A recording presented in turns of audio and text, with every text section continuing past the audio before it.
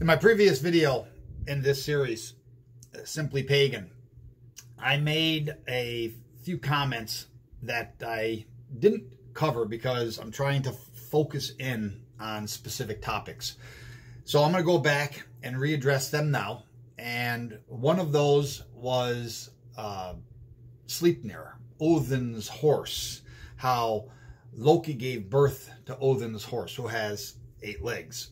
And the other one was Jörmungandr. I'm going to push Jörmungandr off to a future video and give a more complete definition of who Jörmungandr is and why he's called Jörmungandr. So, Sleipnir, if you remember, Odin's horse. His name means slipping. It's actually not a horse. It's our bear, and cosmic bear.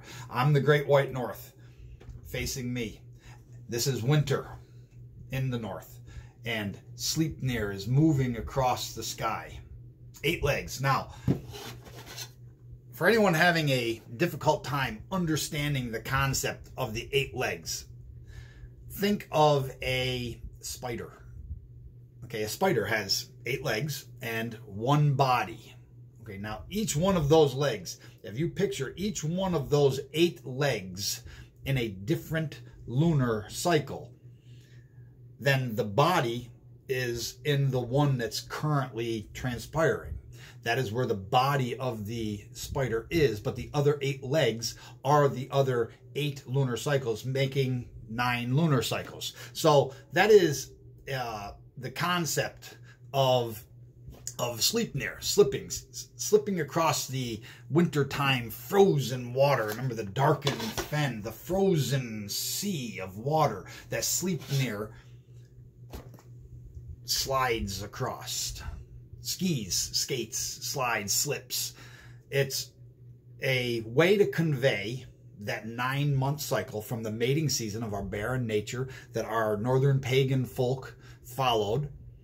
Earth is pregnant, our barren nature is pregnant, and our northern pagan ancestors were pregnant following the cycles of the bear. And 9 lunar cycles later put you right at the time when reincarnation is taking place. So, Loki gives birth to Sleipnir. So, immediately you see that Loki is androgynous.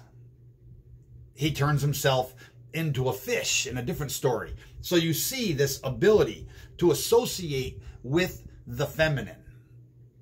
And I'm not going to discuss Harbard right now, and Harbarth, and the Harbarth's Lyoth. It's mistakenly related that Harbard is Odin. I'll come back to that in a future video. Thor calls Harbard, who is Loki, effeminate. This matches up perfectly with who Loki is, the androgynous one who is identified as being a male giant and can give birth, so female. Now, Loki gives birth to Sleipnir. Now, it is also related that Loki fathers to Angerbotha, or by Angerbotha, 3 children. Okay, so those 3 children were Jörmungandr, Midgard serpent, Fenrir, the Fenris wolf, and Hela. Now, Loki is not only the father, Loki is the mother of those 3 children. Remember, Loki is androgynous. He gave birth to Odin's 8-legged horse. Why is it Odin's 8-legged horse? Because Odin is the nighttime sky. Odin is the winter sky. Then Odin will get swallowed by the Fenris wolf at Ragnarok. So how is this birth process? How is from Loki? Well, the 3 children of Loki. Okay, first let's talk about the Fenris wolf. The Fenris wolf, well, let me digress for a minute. Go back, because we need to understand who Loki is before we can talk about the birthing of these three children. Loki is called by Mother Goddess a fief in the house. He has to pay a fee to be in Asgard. Okay? Loki is not a god. Loki is not blood of the gods. He did not become blood brother to Odin. And he is not the brother of Thor. Not in a literal sense. And when you make things literal, you confound them. Loki has access to both halves. Loki is androgynous, male and female. So that means, looking at this in northern nature, mother's time is from the beginning of the year, Vor, around what we call March, up through Samhain, around what we call November. That is mother's time, the time of light. Okay? But he's also of the masculine, which relates to Odin. The time from Samhain, around November, October-ish, November-ish. Remember, in nature, there's an overlap. Things don't just cut off with tick of a clock, turn of a calendar page. So you have this overlap of time. And then Father's time starts. It goes through winter nights, through the time of dormancy and the frozen fen, and takes you back around through the three giantess maidens, those three bitter cold lunar cycles of a northern winter, and back into spring, back into Vor, the Fur, the beginning of the year. And that is the end of Father's time. Then there's an overlap on the other side. Loki is of both sides, the light and the dark. Both sides of the year. So that means Loki is gray. Loki is not of either of the two. He is gray. He is androgynous. He is of the male and he is of the female. The mixture of the two of those is gray. As a matter of fact, when Loki put on the old woman's guise and came to trick Mother Goddess about finding out what could harm Baldur, he called his name, he called himself Thoka. Thoka means fog or mist. So you have this old woman, again, a womanly disguise, and the name that is given means gray. So Loki is gray. So he's also a trickster. See, in northern nature, in the fall, in the autumn, could happen anywhere from September through end of November. We get a Loki summer, a trick summer, as those cold months are starting to roll in. All of a sudden you get a shot of like a warm week. That's a trickster week. That's a Loki summer. And then on the other side of that, at the transition time, again, this happens at the transitions. Mothers and fathers are overlapping, and there's a Loki summer thrown in there. Okay, right during this time in fall, when Freya is giving her wake-up call, because she says twilight grows dark. In other words, things are getting dim. It's not the darkness of winter's time yet, but it's not the light of summer's time. So things are getting dim. Things are getting Loki. And you come back around and you hit springtime. And guess what happens? Well, you get the same thing. You get those warming up spells that happen in a northern spring, transitioning into the month of the maiden. And all of a sudden, you get a freak snowstorm. You get a Loki snowstorm. You get a Loki winter, a trickster winter thrown in there. So that's the deceptions that are Loki. So Loki gives birth to the bear when? When does Freya's wake-up call happen? Freya's wake-up call happens in autumn. If we look at my autumn sky charts that I have made, we see in the autumn that right on the edge of the horizon is our constellation of the Great Bear. And then Freya gives her wake-up call, and that bear begins the 9 lunar cycle journey and leaps off the altar and starts moving around through the sky. Okay?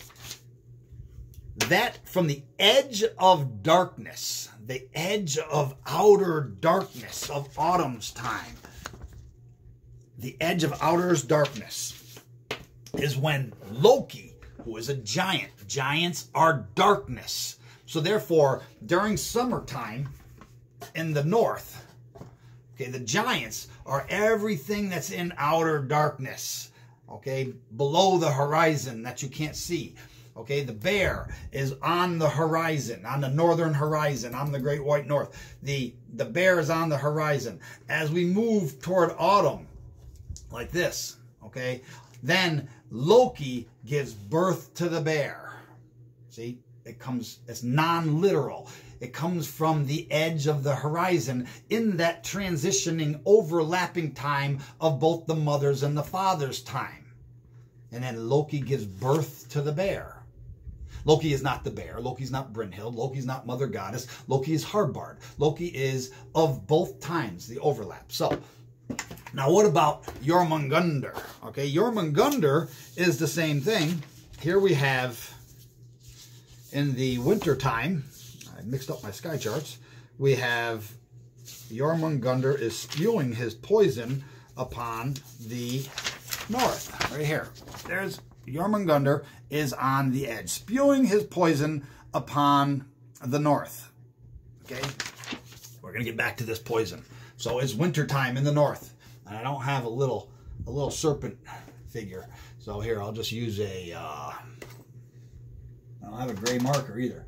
Okay, I'll use this marker. It has a gray end on it to signify Loki. Loki is spewing his poison upon the north, and you have the green of the aurora borealis is shooting up.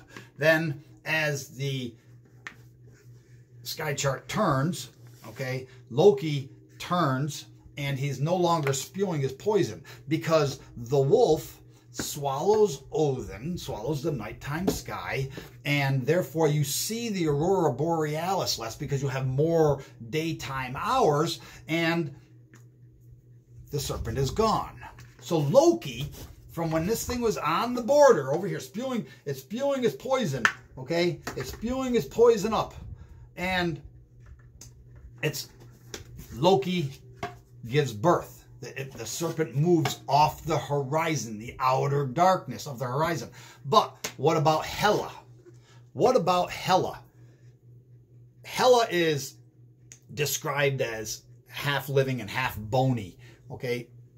Well, once again, this kind of represents the mother's time, the living, and the bony, the father's time. Grimmu's time, the Grim Reaper, the time of winter, when things go dormant and die.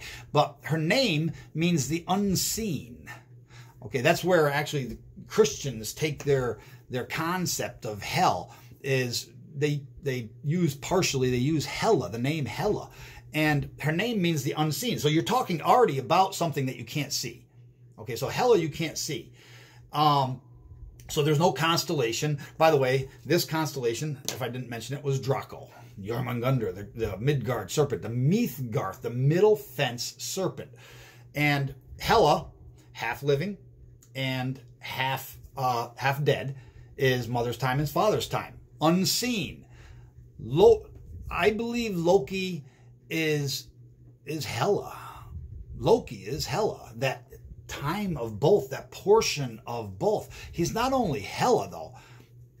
Or let's just say Hela is Loki. She possesses some of the attributes of who Loki is conveyed to us to be. Now, she is placed over the realm of Niflheim. Well, what does Nifl mean?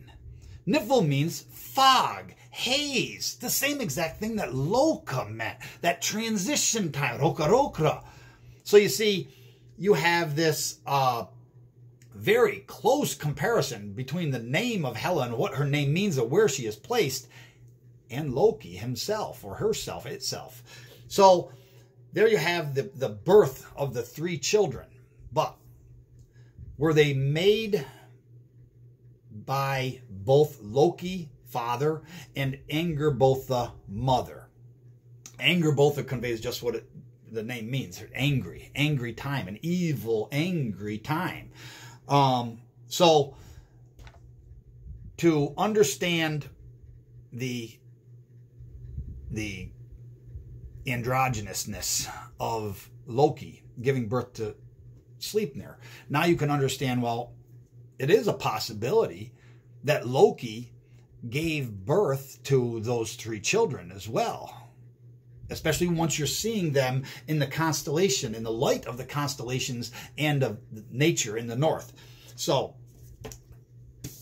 the 3 that we're talking about in this time of winter, Great White North, time of winter, you're the sun shining this way, okay? You have the frozen fen, the frozen sea, that is Odin's time, okay? And you have 3 giantess maidens.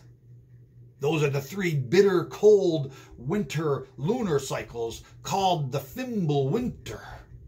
So you have these 3. And during these 3 giantess maidens, you have Jörmungandr spewing its poison drops upon the north. And you have the Aurora Borealis going like this. So, Angrboda. The name means angry. And then we're going to go to Voluspo, stanzas 21 and 22. Now, we've translated these, so we can help explain this to you. And this is a very easy concept. Once you see it, it's going to be like, you know who they are. Angrboda is Gulvig and Havey. Okay, so I'm going to start right off by saying that. Stanza 21 says, translated properly, I remember that great battle. So wait a minute, we're talking about a great battle. What great battle? There's a great battle that takes place, and it is the Fimble Winter. It happens in the Fimble Winter. It is Ragnarok. Ragnarok, the great battle, Ragnarok, that happens at the end of the Father's time. Remember, the wolf in Ragnarok swallows Odin, that great battle. And then rebirth takes place. Okay, so that's what we're talking about. I remember that great battle. First in homes, that gold strength. Now, gold strength. This is where a lot of translators have really, they've focused our lore on that soft yellow metal called gold, okay? The etymology of gold isn't a yellow metal. The etymology of gold shows green. Yellow came along later. So when it says gold strength, it's talking green strength. What green strength? What green strength? The Aeterdrapi. The Aeterdrapi, the Aurora Borealis. The poison drops. That's what that signifies. So, I remember that great battle. First in homes, that gold strength, that green strength, let's say. Gory struck in Hori's hall. Why would green strength be gory struck? Remember, Thok, Loki, the grayness, the old woman came back and found out what would kill Balder. Blazing white light. What would kill Balder of the midsummer? Okay, we put this in our book. And Northern Paganism, Choices and Growth.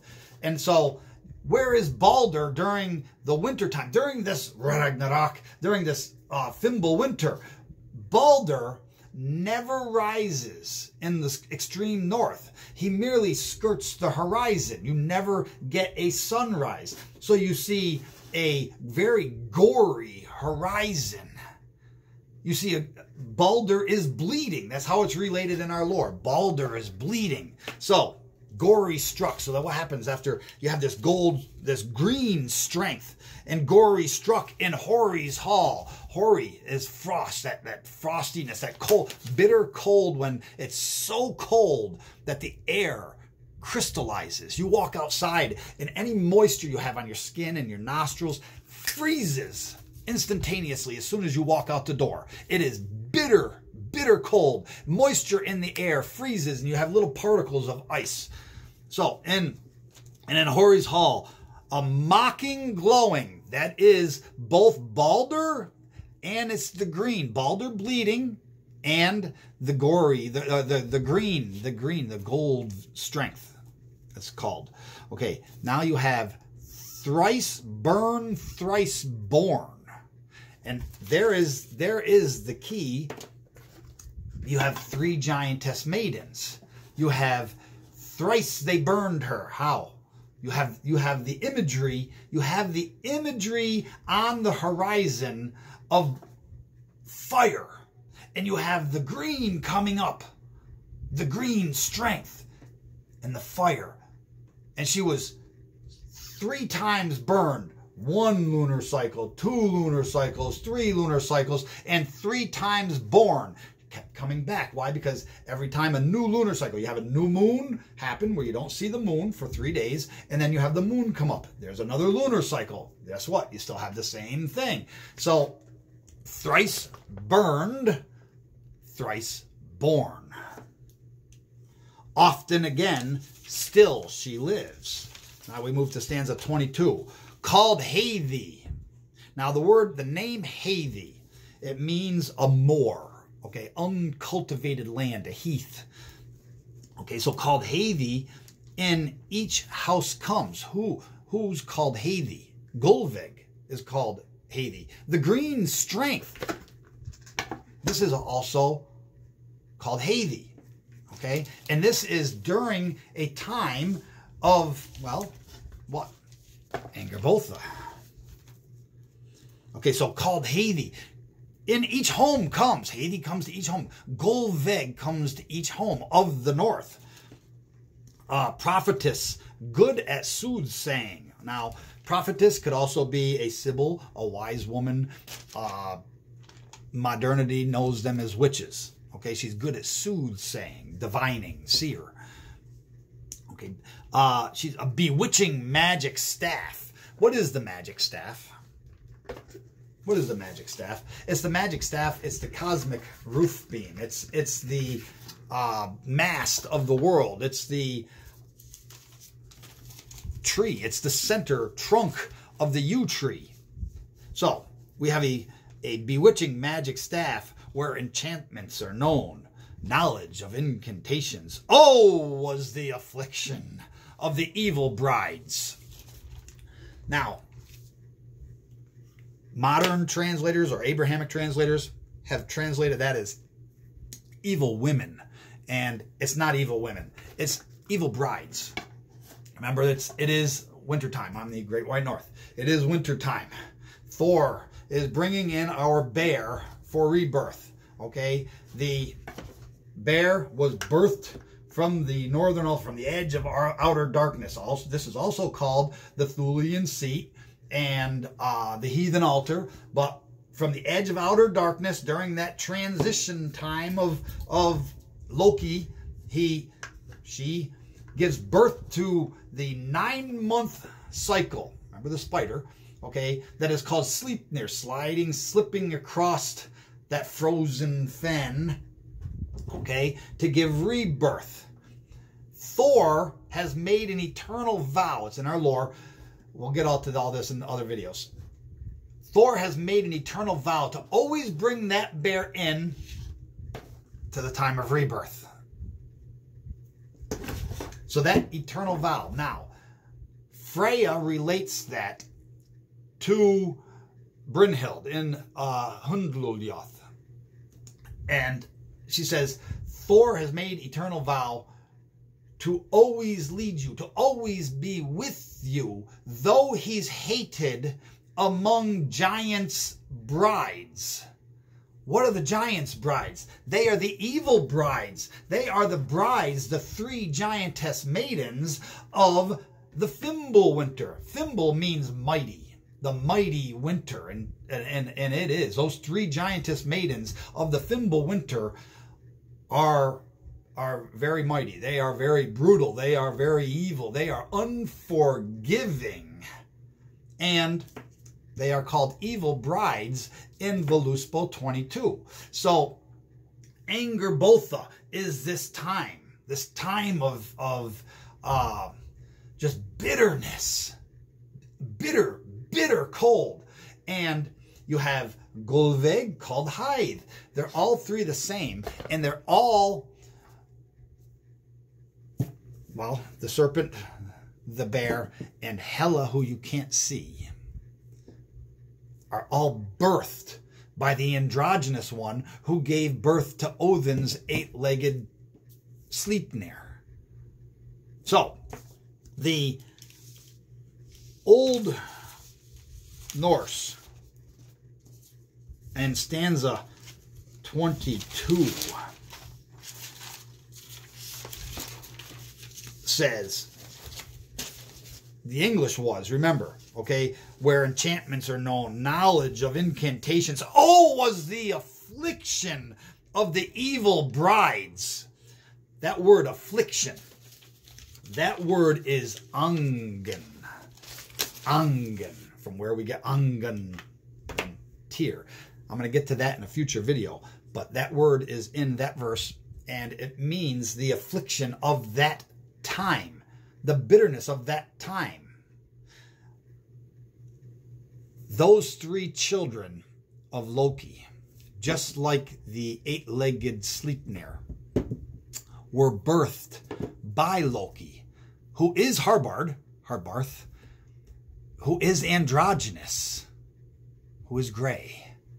And that grayness of Niflheim, where Hela presides over, where the serpent drops poison on the heads of murderers. That grayness is related to, etymologically, a dimming of sight. And isn't that what we see? Isn't that what we see? If it's foggy outside, you have a loss of sight. You have a sight reduction. As if the more fog you have, the less visibility you have. You have to be more cautious.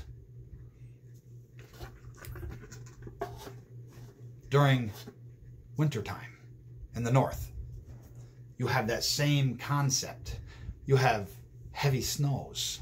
You have extreme cold weather. During the transition time, that is Loki's time, that is not Loki's time, but the Loki summer, okay, you have different foggy conditions that are taking place here from the warm and cold weather interactions. The same way as after you go through summer in full clarity from our goddesses, and then you go into another trickster time in the spring, where you have fog. You have melting snow, which gives off a lot of fog, and then you'll have a shot of cold weather and gives you more fog. It's called, in nautical terms, it's called dirty weather. So that is the three children of Loki, that is for being birthed by Loki, and that is how Sleipnir has 8 legs.